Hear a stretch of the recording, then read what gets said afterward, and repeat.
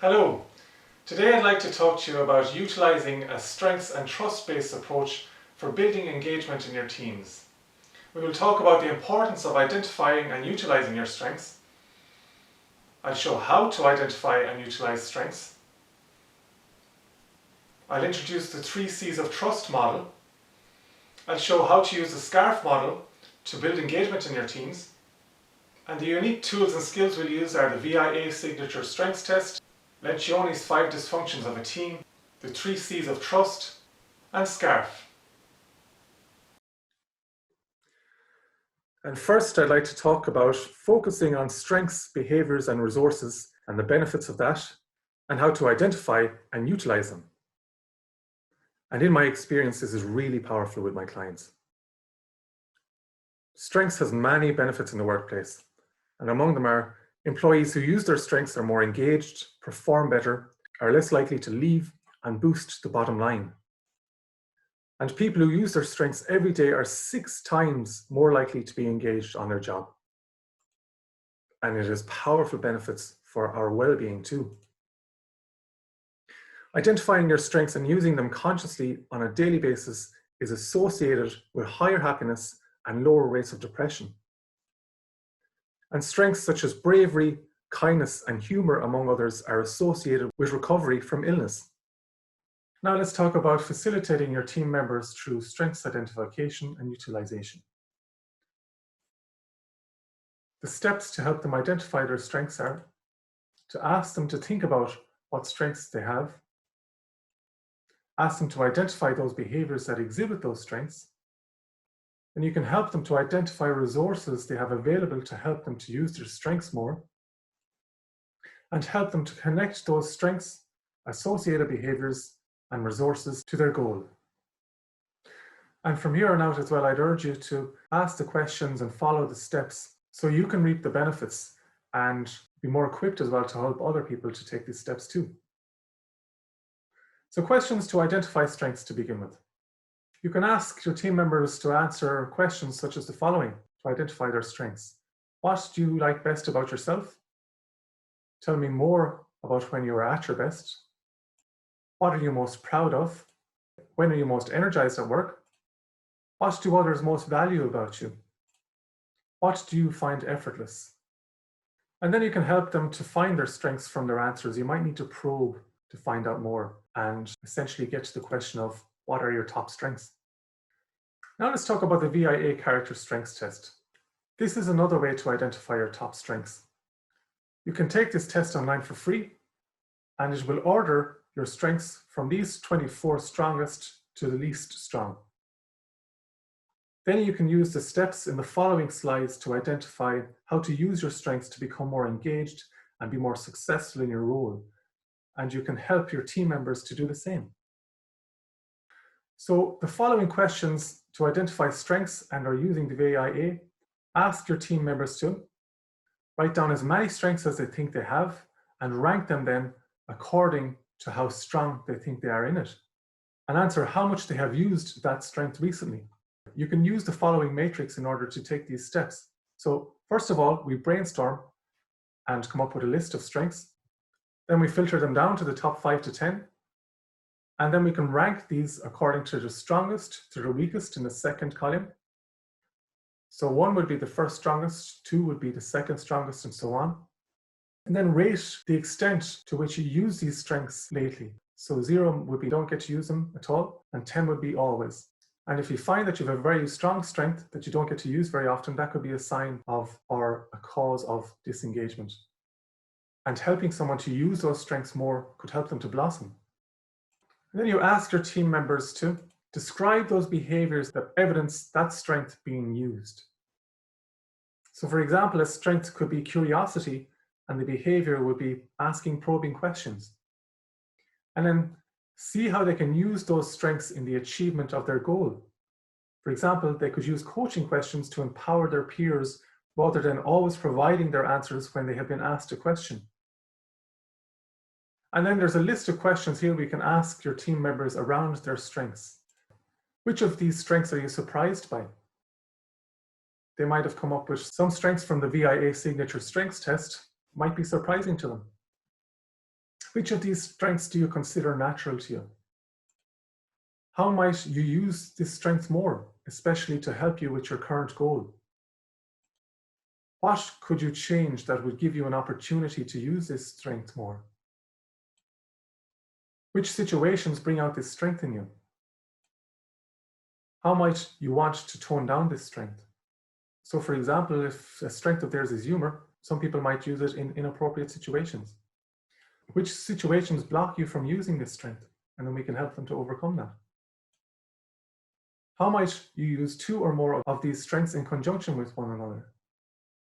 Do you ever use too much of a strength in certain situations, i.e., when it's not beneficial for you? So to summarize, when we're strengths coaching our teams, we can follow these following steps. Step 1, ask direct reports to write down 5 to 10 strengths they think they have. You can use the 24 VIA character strengths list to help them if necessary. I will share the link with you to do that too. Step 2, ask what these strengths words mean to them.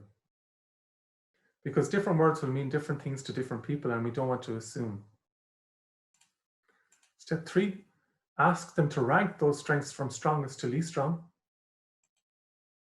Step 4, ask them to think of the behaviors that show that they are using that strength. Step 5, ask them where they could use their top strengths more and where they think it would be better to use them less. And there's a list of questions on the previous slide that you can ask them. And then step 6, ask them if there are any strengths they can use to help them achieve their goal and how they will do this. In addition to strengths, we can help them to use resources, because if we identify the strengths and the associated behaviors with that and the resources at their disposal, then we set them up for success. It is useful for them to identify resources available to them that could assist them in achieving their goals. Resources can include money, time, health, help from family or friends, social support, expertise. The critical factor is not so much whether they have resources or not, but whether those resources are relevant to the goal and whether they recognize how those resources will be helpful for them. And you can ask them the following questions. What resources do you have that could give you time or opportunities to use your strengths more? Are there any potential resources you are missing? Are there any resources you are overlooking because of some limiting belief you have about using that resource? So for example, the resource could be someone else that is more capable on the team, but they may feel that they can't ask for help or they don't deserve the help or they've burnt a bridge or some limiting belief. And resources can be used to bridge the gap when they might be lacking in a strength to achieve their goals. Now let's talk about trust and the significance of trust. Trust builds the bridge between the business need for results and the human need for connection. We talk about Lencioni's 5 dysfunctions of a team. According to Lencioni, there are 5 primary dysfunctions of a team, and we need to overcome them in order to have a functional team. And the first dysfunction is the absence of trust. Trust is the foundation of a functional team. So what happens in each case when there isn't trust is that we don't have each other's backs, we blame, we deny, and it's not good for open discussion. And building trust requires vulnerability and the courage to take risks. And then once we have established trust, the next dysfunction is often fear of conflict. Often we avoid conflict, and this could be due to lack of trust as well. We don't know how the other person will respond or how we'll respond, and we're not prepared as well to have good conflict or candid debate. And you know there's a conflict when there's an elephant in the room. And healthy conflict implies candid debate and a trust to speak opinions without fear of retribution. The next dysfunction is lack of commitment. Why would someone commit to something if they haven't been given a chance to discuss something or had that healthy conflict? Commitment follows healthy conflict. Everyone is heard, we might disagree, a decision is made and there's buy-in, and then there's one voice. That doesn't necessarily mean consensus, but everyone is heard and everyone commits. And if we've no buy-in or commitment, people actively disengage or keep conflict going, sometimes creating factions. The next dysfunction is avoidance of accountability. We need to have mutual accountability. In order to have accountability, we need to have commitment. but also we need to be able to trust each other to give each other feedback and be able to hold each other mutually accountable. So to take accountability requires prior commitment and 100% buy-in. Then the next dysfunction is inattention to results. I'm sure we can identify with the difference between playing tennis with a friend and hitting the ball over and back to each other, and then the second someone says, let's play a game. There's a completely different energy and a completely different focus. And this is simply just due to the scoreboard. And when we find a way to have a scoreboard, when everyone is clear on their expectations, then we have an attention to results. So this is a focus on delivering measurable results, and this can be collective and individual accountability is key, and the ability to give each other feedback. But they need to know what's expected of them and what's on that scoreboard. Now I'd like to talk about the 3 C's of trust, and they stand for communication, character, and capability. And in my experience, when we can get these things in harmony, the results are powerful. And in order to establish and build the trust of capability, we can acknowledge people's abilities and skills, allow people to make decisions, involve others and seek their input, and help people to learn skills. Team members leverage the skills of one another to enhance complementary strengths as a result. And to establish and grow trust of character, we can take these steps. We manage expectations, we establish boundaries, delegate appropriately based on capacity and capability. We encourage mutually serving intentions, keep agreements, be consistent, and this sets the tone and direction of teamwork, and it represents mutually serving intentions, and it's the starting point of a team relationship. Then the trust of communication can be established and grown by sharing information when we tell the truth, admit mistakes, give and receive constructive feedback, maintain confidentiality, speak with good purpose. And this fuels collaboration. It makes it safe for team members to talk with each other directly and practices open and honest communication and creates an environment of collaboration rather than an environment of scapegoating and blame. Now I'd like to talk to you about the SCARF model.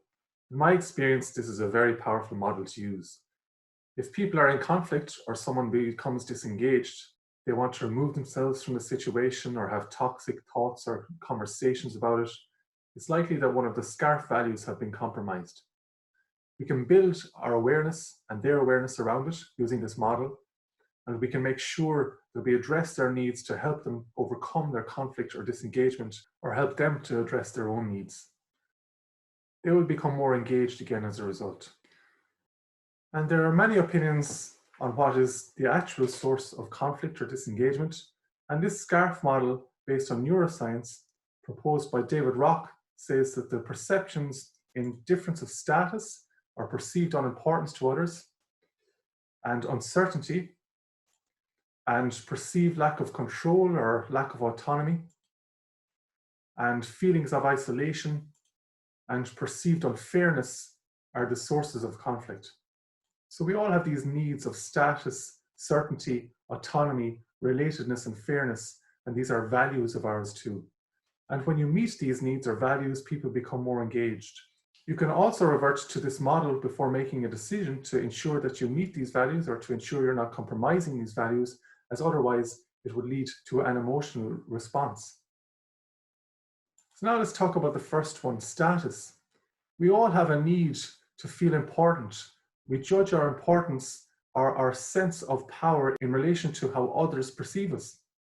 How important we feel depends on a number of things, our skills and attributes, our expertise, etc. And the goal here really is very often to prove our importance or to feel we have some power. For example, a change in title could compromise this. And to minimize disengagement, what we need to do is acknowledge the status or power that the other person has and give them an opportunity to feel like they are valued and involved. Next, certainty. Although we can never be certain of anything, reality changes constantly, we do like to have a sense of certainty about some things. And the goal here is to be certain about things that are coming up. And we want information, and uncertainty about what will happen leads to fear and a defensive reaction. So to minimize disengagement, we provide information to the person as much as you can, especially in times of certainty. And then we need autonomy or a sense of control over events. We need a sense of independence, that every decision is not being made by someone else. When we feel there are no options or no choice, we become resentful or defensive. The goal here is to have options and a choice, feeling we have a choice and what we do matters. So to minimize potential conflict or disengagement, give the other person options and don't micromanage when they are competent to complete the role. The next is relatedness or a sense of connection. We need to feel we belong to the tribe or group. When meeting people we don't connect with, the brain detects an automatic threat. So the goal here is to connect with other people, and connecting with a group was crucial for survival. So this is an innate need. And to minimize disengagement, we build rapport and we create a point of connection or relatedness, and we provide an opportunity for safety and trust to occur. The next need is fairness. We need to believe and perceive that there is fairness in our world, our lives, our relationships with others. A sense of injustice can evoke strong emotions. And if we do not perceive fairness, then our goal is to equalize the balance. If we cannot do this consistently, or consistently feel that things are unfair, our natural instinct is to right this, often with emotions as a catalyst. To minimize potential conflict, watch out for signs of perceived unfairness and ensure that equity is established and clear, and then check for the other party's perception about that equity before moving on. So if your team members are feeling disengaged or in conflict, you could work with that member on this model.